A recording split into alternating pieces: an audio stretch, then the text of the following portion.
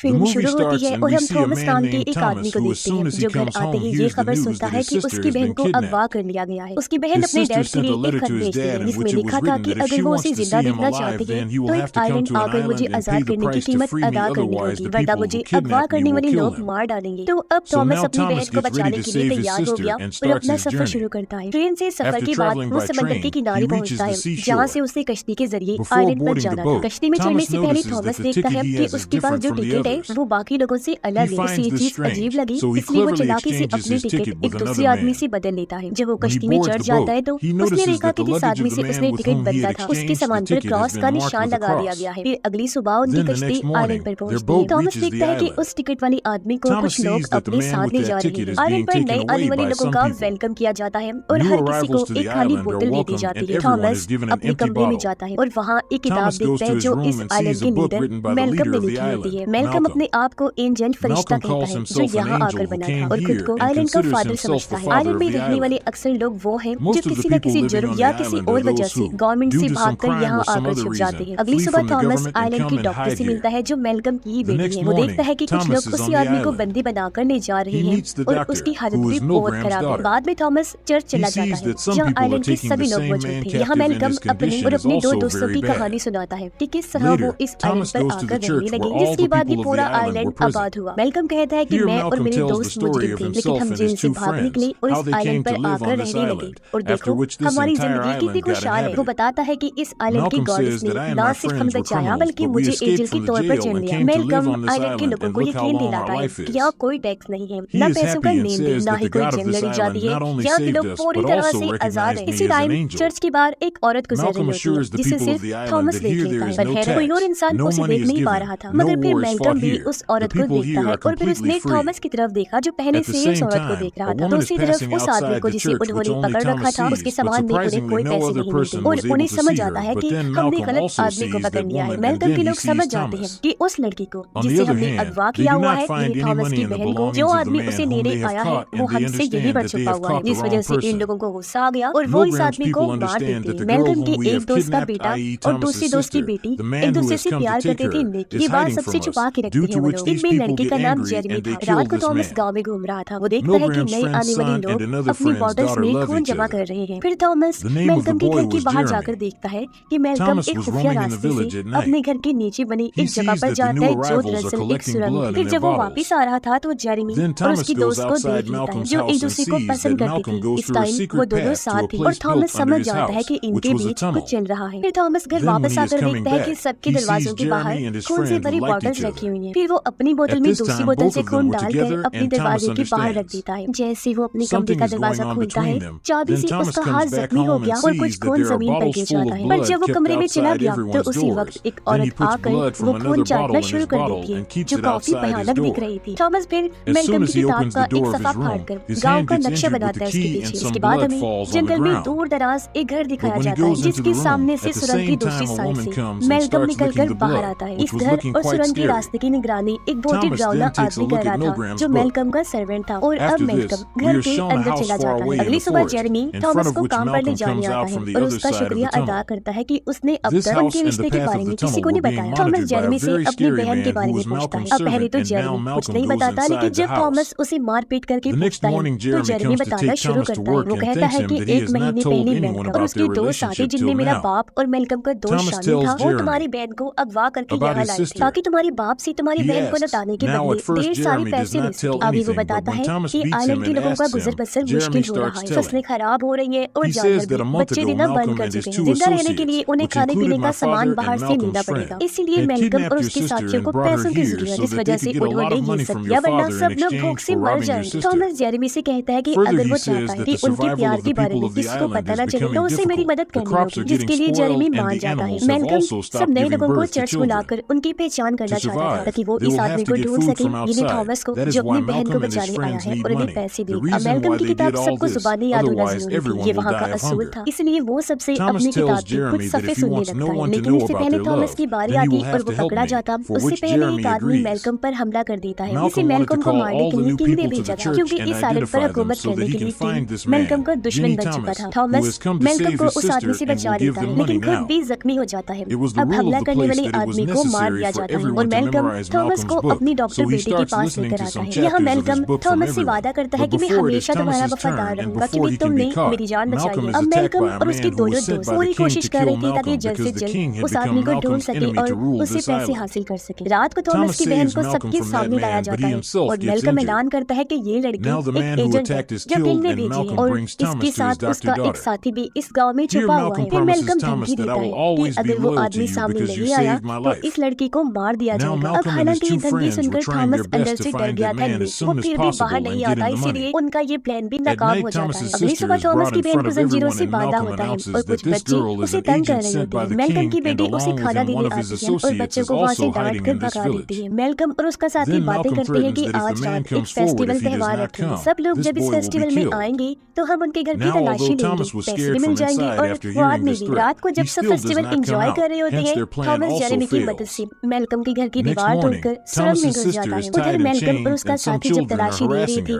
तो थॉमस के कमरे से उन्हें नक्शा मिल जाता है जो उसने बनाया था और उन्हें शक हो जाता है कि थॉमस अभी उनके घर में ही है। मेलकम बाहर खड़े अपने दोस्त जेरेमी के डैड को कहता है कि वो जाकर मेरे घर की तलाशी ले और इस लड़के को पकड़ ले। जब जेरेमी के डैड मेलकम के घर के बाहर पहुंचे तो जेरेमी को वहाँ पाकर वो उसे भगा देती है क्योंकि वो समझ गई थी कि थॉमस की मदद करने वाला और कोई नहीं है बल्कि मेरा बेटा जेरेमी है। उसी वक्त मेलकम और उसका दोस्त भी वहाँ आ जाते हैं। मेलकम का दोस्त थॉमस को पकड़ने के लिए सुरंग में दाखिल होता है और मेलकम की बेटी ये सब देख रही थी। फिर मेलकम अपने घोड़े पर सवार होकर सुरंग की दूसरी तरफ चला जाता है। अब सुरंग से निकलने वाले दोनों रास्ते बंद हो चुके थे और थॉमस खुद को बचाने के लिए सुरंग में मौजूद खून से भरी नाली में चला जाता है। वहाँ उसे खौफनाक औरत नजर आती है जो उसकी तरफ बढ़ रही होती है और ये वही औरत थी जो खून को चाट रही थी। थॉमस को उस औरत से अजीब सा डर महसूस होता है। खुद को बचाने के लिए वो नाली की दूसरी तरफ निकलता है और खुद को सुरंग के एक हिस्से में देखता है। वहाँ उसे इस आइलैंड की गॉडेस से जुड़े कुछ निशान भी मिलते हैं। अब मेलकम जंगल वाले घर में चला जाता है जहाँ उसने गॉडेस को कैद करके रखा होता है। वो गॉडेस के पास आकर पूछता है तुमने इस लड़के के सामने खुद को जाहिर कर दिया है क्या? अगर ऐसा है तो तुमने ऐसा क्यों किया? उस लड़के पर भरोसा नहीं किया जा सकता। गॉडेस कुछ नहीं कहती लेकिन मेलकम के चेहरे पर गुस्सा साफ नजर आ रहा था। फिर वो अपना हाथ काट कर गॉडेस के पास जाता है और कहता है हमारी फसलों को जहरीला करना बंद कर दो वरना तुम्हें भूख से मरना होगा। वो अपना खून गॉडेस को पिलाता है तो घर के अंदर सूखी टहनियों की जगह पर फूल और पत्ते उगने लगते हैं। उसी वक्त मेलकम का सर्वेंट वहाँ थॉमस की बहन को एक बड़ी सी बोरी में बंद करके लाता है और उसे लटका देता है। थॉमस को उसी सुरंग में रात गुजारनी पड़ती है। सुबह मेलकम की बेटी वहाँ आती है और उसे कपड़े देती है चेंज करने के लिए। दरअसल वो थॉमस की मदद करना चाहती थी। थॉमस को अजीब लगा। वो कहता है जो आदमी मुझे मारना चाहता है उसी की बेटी मेरी मदद कर रही है। क्यों? मेलकम की बेटी कहती है कि झूठ है, मेरे डैड कातिल नहीं हो सकते। तब थॉमस उसे बताता है कि तुम्हारा बाप एक बुरा इंसान है और झूठा एंजल बना हुआ है और उसी ने मेरी बहन को अगवा करके यहाँ कैद किया हुआ है। अब मेलकम की बेटी को थॉमस से हमदर्दी और वो उसे सूखे हुए खेतों में लेकर जाती है और कहती है कि यहाँ तुम्हें कोई ढूंढ नहीं पाएगा, ये फसलें जहर से तबाह हो चुकी है और यहाँ कोई नहीं आता, तुम बिल्कुल महफूज रहोगी यहाँ। मेलकम अपने दोस्त के घर जाता है लेकिन उसका घर खाली पड़ा था क्योंकि वो अपना सारा सामान लेकर वहाँ से जा चुका था। फिर मेलकम समंदर किनारे जाता है जहाँ उसका वही दोस्त वहाँ से जाने के लिए अपनी कश्ती तैयार कर रहा था। वो मेलकम से कहता है कि अब उसी मजीद इन सब चीजों में नहीं पड़ना, मैं अपने बेटे को लेकर यहाँ से जा रहा हूँ, यानी कि जेरेमी को। मेलकम उसे रोकता है और कहता है हम तीनों ने इस आइलैंड को मिलकर बनाया है, तुम उसे ऐसे छोड़कर नहीं जा सकते। दूसरी तरफ जेरेमी अपनी दोस्त के घर आया तो वो उसे बताती है कि मैं तुम्हारे बच्चे की माँ बनने वाली। जेरेमी अब उसे कोई चीज देना चाहता था जो देने वो बाहर जाता है, पर तभी यहाँ उस लड़की के डैड आ गए। उन्हें भी पता चल चुका था कि मेरी बेटी प्रेग्नेंट है। वो अपनी बेटी से कहती है कि ये बच्चा तुम्हारी मौत की वजह बनेगा, लेकिन उसकी बेटी कोई बात नहीं मानती। पर जब जेरेमी वापस आया तो देखता है कि उसकी दोस्त को उसके बाप ने मार दिया है। ये देखकर जेरेमी गुस्से से पागल हो गया। वो अपने दोस्त के डैड पर हमला कर देता है और उसे जख्मी कर देता है। लड़की का बाप जल्दी से घर से बाहर भागा और लोगों को कहता है कि ये कातिल है, इसने मेरी बेटी को मार दिया और अब मुझे मारना चाहता है, क्योंकि लोगों के सामने वो अपने आप को मजलूम साबित करना चाहता था। अब जेरेमी ये देखकर वहाँ से भाग जाता है और लड़की का बाप कहता है ये मुजरिम है और इसे प्योरीफाई करना होगा, यानी कि पाक साफ करना होगा। तब गार्ड उसे कहते हैं कि प्योरीफाई का हुक्म सिर्फ हमारे इंजन मेलकम ही दे सकते, लेकिन लड़की का बाप यानी मेलकम का दोस्त कहता है कि मेलकम असल लीडर नहीं है, असल लीडर तो मैं हूँ और मेरा हुक्म तुम्हें मानना होगा। इसलिए गार्ड्स जेरेमी को पकड़ने के लिए उसका पीछा करते हैं। वो भागता हुआ सूखे हुए खेतों में मेलकम की बेटे के पास चला जाता है और उससे मदद मांगता है, मगर इतनी देर में गार्ड्स भी वहाँ पहुँच जाते हैं और उसे उठाकर वापस ले जाने लगते हैं। मेलकम की बेटी उन गार्ड्स को रोकने की कोशिश करती है और उनके पीछे चली जाती है। थॉमस भी चाहता था कि वो जेरेमी को बचा ले तो वो भी उनका पीछा करता है। फिर जेरेमी को मेलकम के गद्दार दोस्त के पास लाया जाता है जहाँ वो कहता कहता है कि हमें फौरन इसे प्योरीफाई करना होगा। प्योरीफाई के नाम पर वो उसे मार देते हैं। हालांकि मेलकम की बेटी उन्हें रोकती भी है और फिर यहाँ थॉमस को भी पकड़ लिया जाता है। इसी दौरान मेलकम और उसका दोस्त यानी जेरेमी के डैड भी वहाँ पहुंच जाते हैं, लेकिन तब तक बहुत देर हो चुकी थी और जेरेमी मर चुका था। जेरेमी के डैड उसके लिए बहुत रोते हैं। तब मेलकम का दूसरा गद्दार साथी अपने गार्ड्स को कहता है कि इसे यहाँ से ले जाओ। मेलकम अपने उस साथी से कहता है कि ये सब तुमने ठीक नहीं किया और असली लीडर मैं हूँ। तब उसका साथी जवाब में कहता है कि तुम नहीं बल्कि मैं हूँ असली लीडर। वो मेलकम को लोगों के सामने बुज़दिल और कमजोर साबित करने के लिए कहता है कि ये एक झूठा एंजल है और इसी की वजह से आज हमें बुरे दिन देखने पड़ रहे हैं। फिर वो मेलकम को कहता है कि अगर वो असली लीडर है तो अपने आप को साबित करो। इसके लिए तुम्हें सबके सामने थॉमस को खत्म करना होगा, जो चीज तुम्हारी बेटी ने की। जब मेलकम थॉमस को मारने के लिए आगे बढ़ा तो उसकी बेटी बीच में आकर उन्हें रोकने की कोशिश करती है, पर मेलकम कहता है कि अब यही ठीक होगा कि हम इसे मार दें। लेकिन उससे पहले वो थॉमस को मारता गोली चलने की आवाज आती है जो जेरेमी के डैड ने चलाई थी। वो वापस आ गई थी और कहती है कि अब गॉर्डिस को मारना होगा,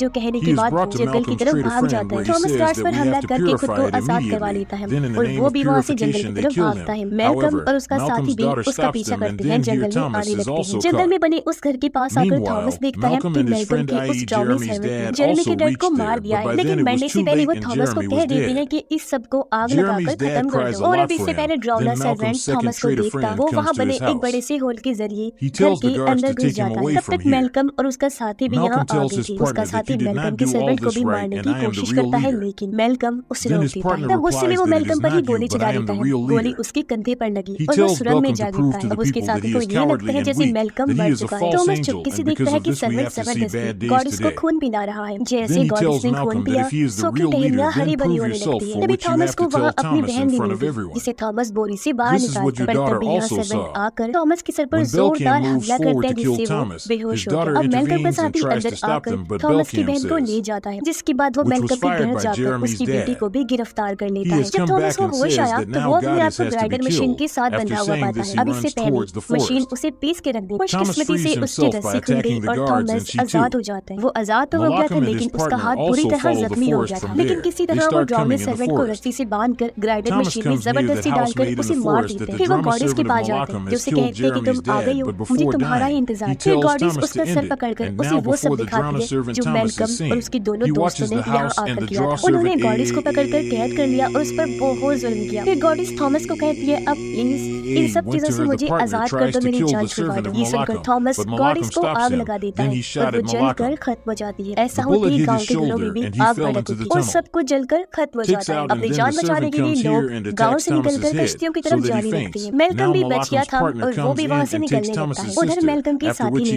थॉमस की बहन और मेलकम की बेटी को चर्च में बंद कर रखा होता है। वो मेलकम की बेटी से कहता है कि मैंने ही गॉर्डिस को ढूंढा, मैंने ही उसके बारे में सब जानकारी हासिल की, मैंने ही उसे कैद किया और ये पता लगवाया कि अगर हम उसे खून पीने के लिए दे तो बदले में वो हमें क्या कुछ दे सकती है। अब पहले तो हम उसे जानवरों का खून देती रही, पर जब उसने काम करना बंद कर दिया यानी कि गुस्से में कि हमने उसके साथ ऐसा किया, तो फिर हमें इंसानी खून की जरूरत पड़ी जो हम उसे दे सकते थे। हमने ऐसा किया भी, उसे इंसानों का खून देने लगे। गॉर्डिस बस एक मशीन है, हम उसे फीड करते हैं, खून पिलाते हैं और बदले में हमें माला मार कर देती है। और अब मैं तुम दोनों को भी मार कर उसे फीड करवाऊंगा। फिर वो दोनों लड़कियों को मारने ही वाला था कि थॉमस वहाँ पहुंचकर उस पर हमला कर देता है। दोनों लड़कियां भी गन से शूट करके अपनी जंजीरों को तोड़ देती हैं। मेलकम का साथी खुद को बचाने के लिए चाकू से थॉमस पर हमला करके पूरी तरह से जख्मी कर देता है। फिर दोनों लड़कियां अपनी जंजीरों से मेलकम के साथी का गला घोंटकर उसे मार देती हैं। थॉमस काफी जख्मी था। वो अपनी बहन और मेलकम की बेटी से कहता है कि तुम दोनों भागो यहाँ से, जल्दी से जाओ, कश्ती तुम्हारा इंतजार कर रही है। थॉमस की बहन कहती है भाई हम तुम्हें यहाँ छोड़ के नहीं जाएंगे। फिर वो उसे भी अपने साथ लेकर कश्ती की तरफ जाने लगती है, पर थॉमस इतना जरा जख्मी था कि उसका बचना मुश्किल लग रहा था और वो बीच में ही गिर जाता है। वो अपनी बहन से कहता है मैंने खुद से वादा किया था कि मैं भले ही जिंदा रहूं या ना रहूं पर तुम्हारी जान जरूर बचा लूंगा। अब मेरी बहन बात को समझो, तुम्हें मुझे यहाँ छोड़कर अकेले ही जाना होगा। तब थॉमस की बहन और मेलकम की बेटी दिल पर पत्थर रख कश्ती में जाकर बैठ गई और वहाँ से निकल जाती है। मेलकम भी वहाँ आता है और देखता है कि जहाँ जहाँ थॉमस का खून गिरा वहाँ नए पौधे उगने लगते हैं। ये देखकर थॉमस मुस्कुराता है और जमीन पर लेट गया। पर तभी बहुत सारे पौधे जमीन से निकलकर थॉमस से लिपट गए और उसे अपने अंदर समा लेते हैं। अब ये देखकर मेलकम भी मुस्कुराता है क्योंकि अभी साइलेंट का नया गॉड थॉमस बन चुका था। यहाँ के लोगों को अब भूख से मरना नहीं पड़ेगा क्योंकि थॉमस की वजह से उन लोगों के पास किसी चीज की कमी नहीं होगी। वो भी उन्हें माला माल कर देगा और ये आइलैंड हमेशा खुशहाली वाली जिंदगी गुजारेगा। और इसी के साथ इस फिल्म की कहानी भी इधर ही खत्म हो जाती है।